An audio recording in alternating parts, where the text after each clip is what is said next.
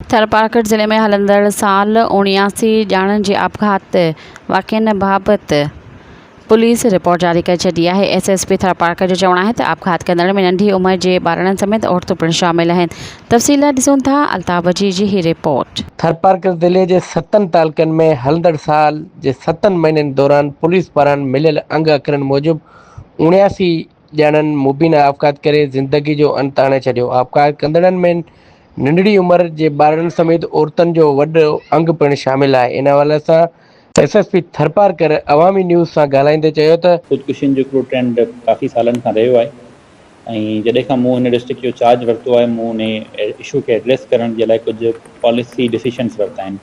हिकिड़ो त जेके बि इंसिडेंट्स रिपोर्ट थियनि था सुसाइड्स जा उन में तमामु केसिस में असां इंश्योर कंदा आहियूं त एज़ पर लॉ 174 जी कार्रवाई थिए, इंक्वेस्ट रिपोर्ट जनरेट थिए ऐं ॿियो इन जी इन्वेस्टिगेशन जे दौरान असां पोस्टमार्टम्स लाज़मी कराईंदा आहियूं।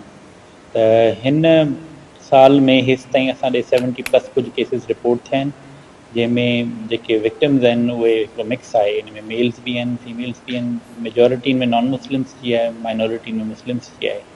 जेको घणो जेको टेंडेंसी या पाई वञे थी सुसाइड्स जी या अंडर 40 एज जे माण्हुनि में पाई वञे थी।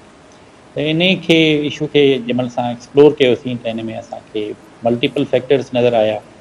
इन में इकोनॉमिक रीज़न्स बि थियनि था, इन में सोशल रीज़न्स बि आहिनि, इन में पॉवर्टी लिटरेसी बि कुझु कॉन्ट्रीब्यूट करे थी।